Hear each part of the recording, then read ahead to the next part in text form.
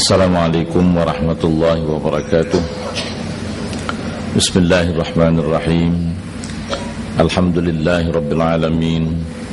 Wassalatu wassalamu ala asyrafil anbiya'i wal mursalin Sayyidina Maulana Muhammad wa ala alihi wa sahbihi ajma'in. Tuan-tuan dan perempuan, hadirin hadirat, tak ada perempuannya, yang saya kasihi, semalam saya berada di Kuala Lumpur.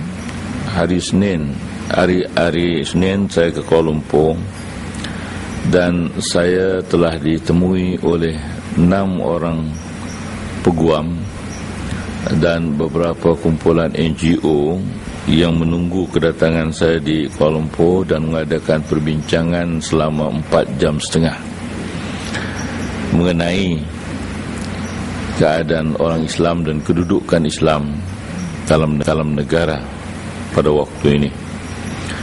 Dan hari Selasa pagi saya telah dipanggil oleh Sultan Perak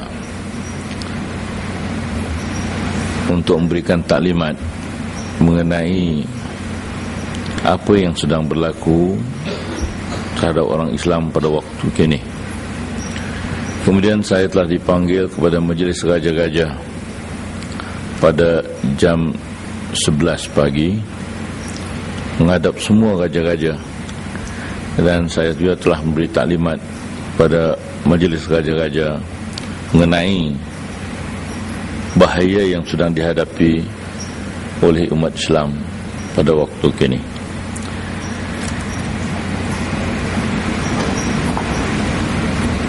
Saya telah menceritakan mengenai keadaan orang Islam dan ancaman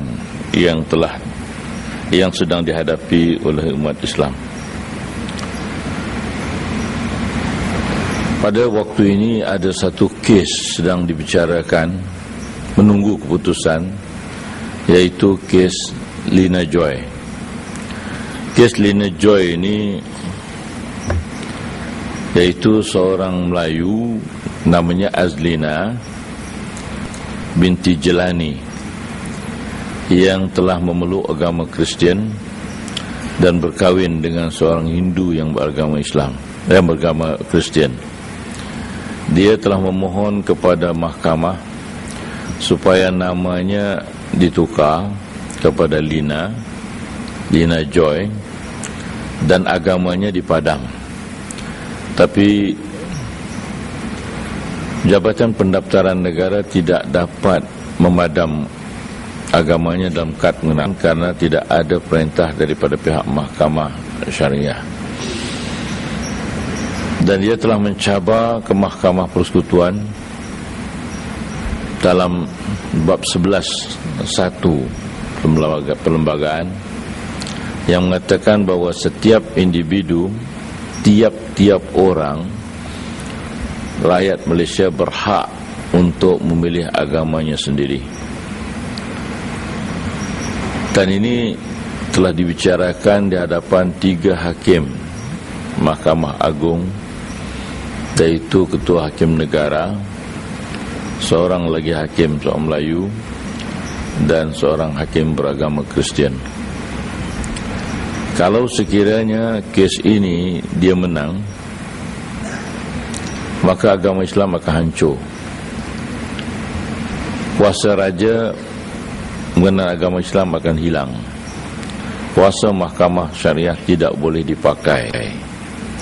Dan orang Islam tidak boleh memaksa anaknya sembahyang, tidak berhak lagi mengutip zakat, ya, karena tiap-tiap orang boleh mentafsirkan Islam mengikut kehendaknya. Itulah akibat daripada kes ini. Malangnya orang Islam tidak prihatin, sehingga dalam perbicaraan itu Majlis Agama Islam Wilayah Persekutuan melantik peguam untuk menentang kes itu, tapi mahkamah majlis itu sendiri tidak menghantar orang pun untuk datang merhatikan kes itu. Tapi pihak agama Kristian, agama Hindu, Bengali, Buddha telah menghantar peguam-peguam masing-masing dengan NGOs mereka semua hadir dalam mahkamah. Di samping dihadiri oleh kedutaan Amerika, Kanada, Australia dan lain-lain. Yang paling pelik iaitu peguam-peguam pemerhati ini dibenarkan oleh mahkamah untuk juga berhujjah, dan ini tidak pernah berlaku dalam sejarah mahkamah di dunia. Jadi hal ini amat berbahaya, amat berbahaya. Jadi itulah yang telah diberitahu kepada saya, dan saya telah memberi laporan kepada Majlis Raja-Raja yang tersentak dengan keadaan ini. Itu satu hal. Jadi semalam pun semua NGOs Islam telah bermesyuarat. Tapi apa yang dapat kita lakukan, kerana benda ini telah berlaku, telah dibicarakan dan hanya menunggu keputusan oleh mahkamah. Saya telah bincang juga dengan peguam negara, dan peguam negara juga dipanggil oleh Majlis Raja-Raja. Peguam negara juga mengatakan kita hanya dapat tunggu keputusan. Inilah keadaan yang paling berbahaya dan paling dahsyat, seolah-olah sekarang telur di atas di hujung tanduk. Inilah keadaan yang paling bahaya sekali. Kemudian saya juga telah membangkitkan masalah yang dihadapi oleh orang Islam daripada ancaman gerakan-gerakan Hinduism, gerakan-gerakan Kristian, dan gerakan-gerakan agama lain. Namun yang paling berbahaya kepada umat Islam ialah gerakan Hinduism dan Kristian.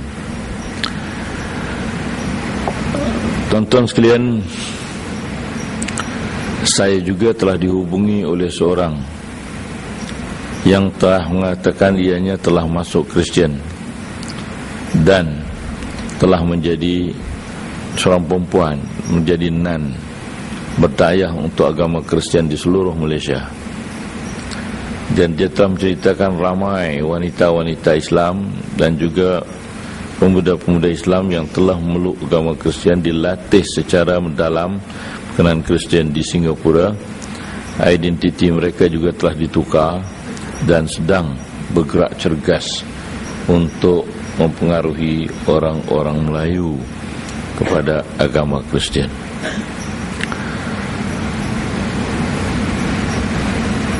Tapi alhamdulillah wanita ini telah melarikan diri setelah begitu lama bekerja untuk orang Kristian, dan telah kembali kepada Islam, bersedia untuk berjumpa dengan saya dan menunjukkan bukti-buktinya. Bahkan pada waktu ini ada 2 gereja orang Melayu di Kuala Lumpur. Gerakan kegiatan Kristian begitu kuat mempengaruhi orang Islam.